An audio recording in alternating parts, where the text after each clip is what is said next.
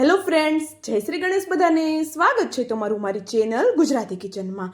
ચાટ ખાવી કોને પસંદ ના હોય, એમાં પણ જો આવું મસ્ત વરસાદી વાતાવરણ હોય, એમાં જો તીખી ચટપટી ચાટ મળી જાય તો ભાઈ બીજું જોઈએ પણ શું.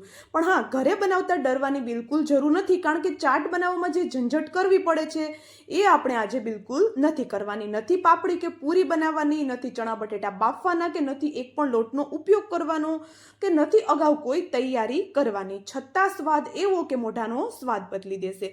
અને મને જ્યારે વધારે રસોઈ બનાવતા ન આવડતી ત્યારે હું આ ચાટ બનાવી લેતી. બનાવવી એટલી સરળ છે અને બધા બહુ ખુશ થઈને આ મારી ઘરે ચાટ ખાય છે. તો ચાલો બનાવવાનું શરૂ કરીએ. તમે પણ ટ્રાય કરી જોજો, તમારી ઘરે પણ બધાને ખૂબ પસંદ આવશે. તો અહીંયા આપણે શું કર્યું, એક મિક્સિંગ બાઉલમાં અડધો કપ જેટલા ચોખાના પૌવા લીધા, અને પૌવા છે એને સરસ એવા હાથની મદદથી આ રીતે ઘસી અને આપણે એને 2 થી 3 પાણીથી વોશ કરી લેવાના છે. જાડા પતળા જે પણ પૌવા તમારી ઘરે છે એનો ઉપયોગ તમે કરી શકો છો. હવે પૌવા છે અત્યારે થોડા હાર્ડ છે, કારણ કે હજુ આપણે એને વોશ જ કરેલા છે. તો થોડી વાર માટે આપણે એને 2 ચમચી પાણી એડ કરી અને પલળવા માટે સાઈડમાં રાખી દઈએ. ત્યાં સુધીમાં બીજી એક તૈયારી કરી લઈએ. તો અહીંયા આપણે શું કર્યું, 2 કાચા બટેટા લીધા છે. બટેટાની છાલ હટાવી ઘરમાં જે પણ નાના હોલવાળી ખમણી છે એની મદદથી આપણે એને ખમણી લેવાના છે. તો જો અહીંયા મેં અડધો કપ ચોખાના પૌવા લીધા છે, એની સામે 2 મીડિયમ સાઇઝના કાચા બટેટા લીધા છે. આમાંથી આપણી ઘણી બધી ચાટ બનીને તૈયાર થઈ જશે. હવે બંને બટેટાને મેં નાના હોલવાળી ખમણીથી ખમણી લીધા, અને બટેટાનું એકદમ પાતળું છીણ બનીને તૈયાર થશે તો આપણી ચાટ છે એકદમ આરામથી અને સરળતાથી બનીને તૈયાર થશે. તો અહીંયા આપણું છીણ છે એ રેડી છે, પણ એમાં બહુ બધો સ્ટાર્ચ છે, તો આપણે એને 2 થી 3 પાણીથી સરસ એવું વોશ કરી લઈએ. તો અહીંયા જોઈ શકો છો, આપણે છીણને સરસ એવું ધોઈ લીધું અને તે સરસ છૂટું થઈ ગયું છે. તો ચલો આ છીણ છે એને પણ હવે સાઈડમાં રાખી દઈએ. અને અહીંયા આપણે લીધી છે મગની દાળ. તો આ મગની દાળ છે મેં એકદમ ઉકળતા ગરમ પાણીમાં આટલી બધી તૈયારી કરી લીધી ને ત્યાં સુધી પલાળી રાખેલી છે. અગાઉ આપણે એને પલાળવાની જરૂર નથી, અને જો તમે ઈચ્છો તો આની તમે કુકરમાં એડ કરી અને એક સીટી પણ કરી શકો છો. પણ આ રીતે બસ થોડી વાર પલાળશું, 5 થી 7 મિનિટ, તો પણ આપણી દાળ છે એ બિલકુલ કાચી નથી લાગવાની. હવે દાળ છે એને આપણે એક ચોપરમાં કે પછી મિક્સર જારમાં લઈ અને એને થોડી દરદરી એવી કરી લઈએ. જો દાળ છે એની સાવ પેસ્ટ નથી કરવાની, એકદમ બારીક થાય એવી આપણે એને નથી કરવાની, બસ થોડી દરદરી આપણે એને કરવાની છે, કે એનો જે કોઈ દાણો છે એ થોડો અધવચ્ચેથી તૂટી જાય. તો અહીંયા જોઈ શકો છો બધી દાળ છે છૂટી જ અત્યારે રહેલી છે. હવે દાળમાં થોડા મસાલા કરીએ. તો મસાલામાં હું અહીંયા થોડા લીલા ધાણા એડ કરું છું. ફ્રેશ વાટેલા મરી અડધી ચમચી જેટલો મરીનો પાવડર હું એડ કરી દઉં છું. થોડો બચાવી રાખું છું, એનો આપણે આગળ ઉપયોગ કરવાનો થશે.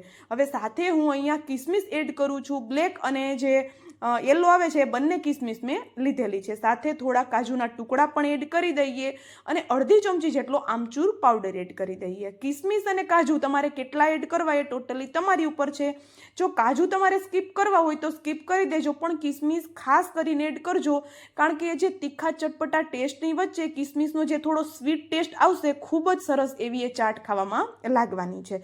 હવે આપણે બધી વસ્તુને મિક્સ કરી અને એમાં થોડું મીઠું એડ કરીએ અને અડધી ચમચીથી થોડો ઓછો લાલ મરચું પાવડર એડ કરીએ. સાથે થોડો ગરમ મસાલો પણ મેં અત્યારે એડ કરેલો છે. હવે આ જે આપણે દાળ બનાવી મસાલાવાળી, એમાં બિલકુલ બાઇન્ડિંગ નથી, તમે જોઈ શકો છો, પણ બાઇન્ડિંગ આપણે એડ કરવાની પણ એમાં બિલકુલ જરૂર નથી. તો ચાલો એ દાળ છે એને સાઈડમાં રાખી પૌવા જે પલળવા માટે રાખ્યા હતા એને જોઈ લઈએ. તો જો પૌવા પણ આપણા અહીંયા થોડા એવા સોફ્ટ થઈ ગયા છે. તો આ બધી તૈયારીઓ છે આપણે અગાઉ કરવાની જરૂર નથી આપણે દાળને અગાઉ પલાળવાની કે નથી પૌવાને પલાળવાના. જ્યારે આપણે આ ચાટ બનાવવાનું શરૂ કરીએ ત્યારે જ આપણે સાથે દાળ પલાળી દઈશું, પૌવા પલાળી દઈશું. તો બાકીની થોડી તૈયારીઓ કરતા રહેશું, ત્યાં સુધીમાં આપણી બધી વસ્તુ પલળીને તૈયાર થઈ જશે. અને આમ પણ ચોખાના પૌવાને પલળવામાં તો વાર લાગતી નથી. તો અહીંયા આપણે શું કર્યું, સરસ એવા પૌવા છે એને હાથની મદદથી મેશ કરી લીધા, અને આ રીતે આપણે જે છીણ કાચા બટેટાનું સાઈડમાં રાખ્યું હતું એમાંથી મુઠ્ઠી વાળી બધું પાણી નિતારી અને પછી છીણને આપણે પૌવા સાથે એડ કરવાનું છે.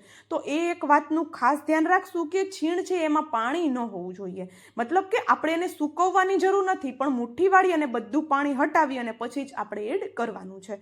હવે પૌવા સાથે સરસ એવું બટેટાનું છીણ છે એને આપણે મિક્સ કરીએ એક વખત. અને હા, જો તમે અત્યાર સુધીનો વિડીયો જોઈ લીધો હોય, એમાં તમને થોડું પણ જો કાંઈક પસંદ આવ્યું હોય તો વિડીયોને લાઇક, શેર, અને જો ચેનલ પર નવા છો તો જલ્દીથી ચેનલને સબસ્ક્રાઈબ કરી દેજો આવા જ નવા અને એકદમ સરળ એવા વિડીયો જોવા માટે. અને હું મારી ચેનલ પર દરેક વિડીયો એવા જ અપલોડ કરું છું જે ઘરની વસ્તુથી બની જતા હોય અને દરેક વ્યક્તિ આરામથી એને બનાવી શકે. અહીંયા આપણે શું કર્યું, છીણ છે એને સરસ એવું આપણે મિક્સ કરી લીધું, સાથે આપણે જે મરીનો પાવડર બચાવીને રાખ્યો હતો એને એડ કરી દીધો, થોડા લીલા ધાણા એડ કરી અને થોડા ચીલી ફ્લેક્સ મેં એડ કરેલા છે. ચીલી ફ્લેક્સ તમે સ્કીપ કરી શકો છો. 2 મોટી ચમચી જેટલા તલ એડ કરી અને સાથે આદુ, લસણ અને મરચાંનું અધકચરું વાટેલી પેસ્ટ એડ કરીએ. અધકચરી પેસ્ટને જ એડ કરવાની છે, સાવ આપણે એની પેસ્ટ નથી બનાવી લેવાની. હવે સાથે આપણે આમાં થોડું સ્વાદ પ્રમાણે મીઠું એડ કરી દઈએ. અને હા, જો તમે લસણ નથી ખાતા તો તમે આરામથી સ્કીપ કરી શકો છો, કારણ કે આપણે આમાં ડુંગળીનો ઉપયોગ તો આમ પણ નથી કરવાના. હવે આપણે મીઠું એડ કરી સ્વાદ પ્રમાણે અને બધી વસ્તુને એકદમ સરસ એવી ફરી પાછી એક વખત મિક્સ કરી લઈએ. તો અહીંયા જોઈ શકો છો આવું થોડું છૂટું આપણું આ મિશ્રણ છે એ બનીને તૈયાર થયું છે.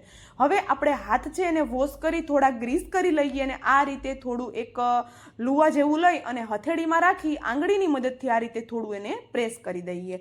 તો એક આવો પૂરી જેવો શેપ બનીને તૈયાર થશે. હવે આપણે જે સ્ટફિંગ બનાવ્યું દાળવાળું એને આપણે આ રીતે સેન્ટરમાં રાખી દઈએ. તમને જેટલું સ્ટફિંગ પસંદ છે એટલું તમે એડ કરી શકો છો.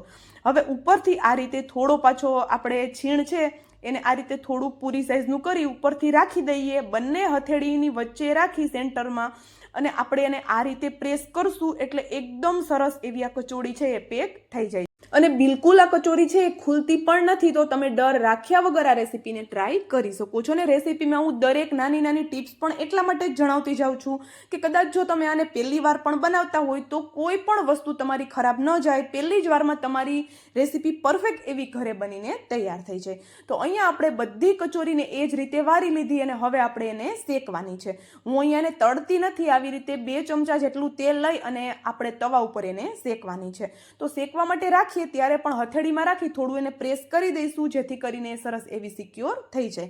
હવે અહીંયા આપણે આ બધી ટિક્કી છે એને સરસ એવી શેકવાની છે, પણ આ રીતે થોડું આપણે એને ફેરવતું રહેવાનું છે જેથી કરીને બધી સાઈડથી એકદમ સરસ એવી એ શેકાઈ જાય. હવે તમને થતું હશે કે કિંજલ સેન્ટરમાં જે દાળ એડ કરી કાચી એ કાચી રહેશે, પણ બિલકુલ કાચી નહીં રહે, કારણ કે આ કચોરી છે આપણી ટિક્કી છે એને ગેસની ફ્લેમ મીડિયમ રાખીને આપણે શેકવાની છે. બટેટા કૂક થશે એટલી વારમાં દાળ પણ કૂક થઈ જશે. અને આમ પણ મગની દાળને કૂક થતાં વધારે વાર નથી લાગતી અને દાળને પ્રોપર કૂક પણ આપણે નથી કરવાની. તો 30 થી 40% જેટલી દાળને આપણે ગરમ પાણીમાં એડ કરી અને કૂક કરેલી છે અને બાકીની અત્યારે થઈ જશે. એમ કરીને 80% જેટલી દાળને આપણે કૂક કરવાની છે. દાળ છે જ્યારે ચાવવામાં આવશે ત્યારે એનો ખૂબ જ સરસ એવો ટેસ્ટ આવે છે, સરસ એવો ક્રંચ આવે છે અને ખાવામાં ખબર પડે છે કે હા કંઈક સ્ટફિંગમાં સરસ એવું આપણે ભરેલું છે. તો કચોરી છે એને આપણે બંને સાઈડથી ટિક્કી છે એને આપણે બંને સાઈડથી સરસ એવી ક્રિસ્પી થઈ ગઈ ત્યાં સુધી શેકી લીધી.